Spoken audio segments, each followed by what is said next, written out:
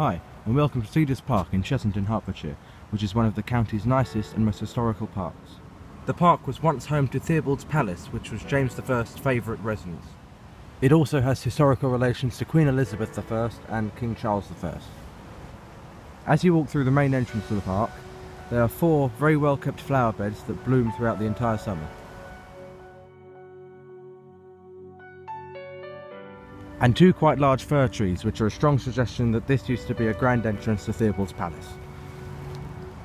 A short walk further in brings you to a tank on a plinth. This tank was built in 2006 and is a replica of a mail tank from the Great War.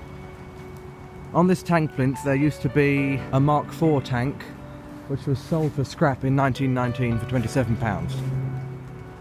And this replica tank was added in 2019 to mimic what the tank plinth used to look like with a tank on top of it. This tank has featured in famous movies such as Transformers 5 and Wonder Woman.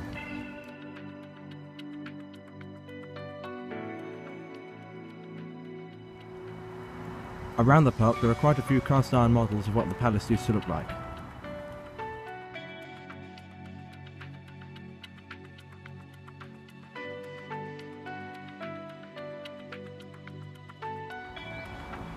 After the palace was seized by Cromwell's soldiers, Major William Packer dismembered it and used the lead from the roofs to pay for the soldiers' troops, as well as using the materials to build this gentleman's villa known as Old Palace House. The house lasted for many years until it was destroyed in a fire in 1970. There is also an old well next to these remains, which must have been part of the villa. This area here used to be part of Sir William Cecil's Maze Garden, but after swapping Hatfield House for Theobalds, James I wanted his own private garden. In 1607 he appointed Robert Cecil's gardener, Mountain Jennings, to lay out his new Privy Garden, which in 1650 was described as a knot garden full of fruit trees, tulips, lilies and peonies, with seats in shady arbours. This arched walkway is made from old bricks, and next to it are 2 old windows, which have now been converted into seating areas. Walking through the arch takes you to a nature trail called the Woodland Walk. This trail is excellent for family days out, and it's very popular with primary schools.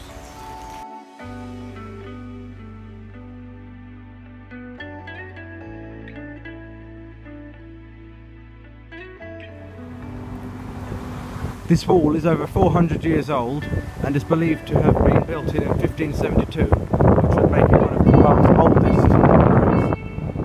It displays beautiful arches and 18th century designs.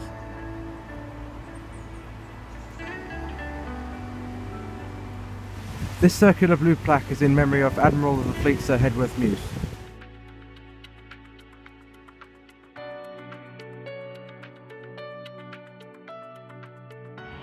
The park has toilets with disabled access and a function room which is available for hire.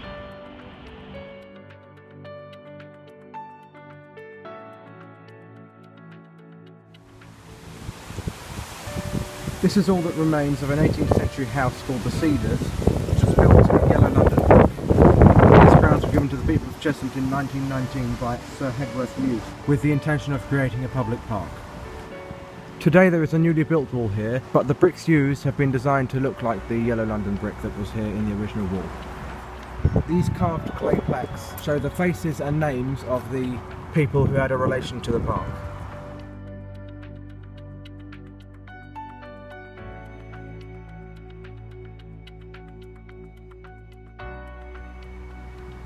This wall surrounds Sir William Cecil's great garden, where he welcomed Elizabeth I with elaborate fountains, garden buildings and lavish entertainments.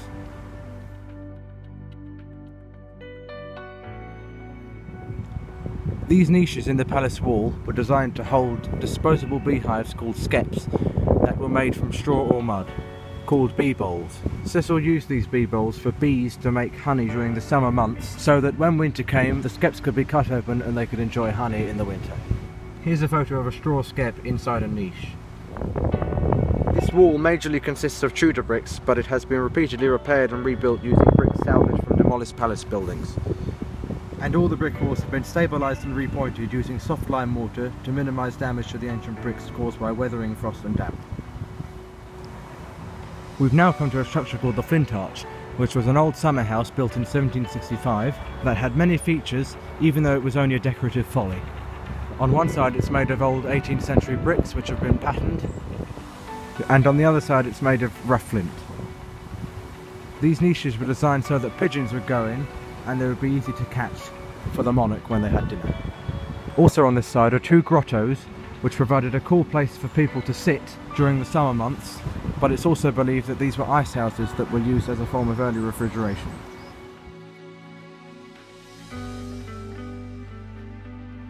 The owner who designed these structures was perhaps inspired by Scott's Grotto in Ware, which was also a flint folly, that was built by John Scott in the 1760s. Back on the brick side of the arch there is a newly built maze which may have been inspired by Sir William Cecil Maze, which is shown in the 1594 edition of Thomas Hill's Gardener's Labyrinth, which was the first garden textbook in English. By 1609 the maze was removed to make way for King James I's new Privy Garden. It was still known as the Maze Garden in 1650. Next to the maze is a Bocce Court with seating all around and a spectators area. It can be used for bocce, boule or bowls. A scoreboard is also provided, as well as the basic rules of bocce. This mound is known as the Venusberg mound, and it was believed that it provided views from high up over the palace's many gardens. These mounds were regular features of the greatest 16th and 17th century gardens. The park has free parking with side access from Theobalds Lane. King James I had a passion for hunting deer, and this area here used to be the site of his deer park, which he enjoyed hunting deer in. Much of this area is edible, with some crabapple trees, a plum tree and many sweet chestnuts. The park has 3 wooden carved animals, an elephant, a tiger and a camel. Admiral of the Fleet Sir Hedworth Meux kept a stuffed tiger at the Cedars, which was left behind in the Orangery. After many years it was moved to the Lowood Museum for safekeeping, where it now entertains visiting schools. James I kept a collection of exotic animals at Theobalds, including 5 camels, mules, flying squirrels, a sable, a white hind, elk, 50 herons, 20 French fowl and an elephant. The elephant was fed on a gallon of wine a day in 1623, supposedly to ward off the cold. This pond formed a part of the new river, which was built in 1613 in James I's Great Park. This pontoon has been added in recent years to provide views across the water.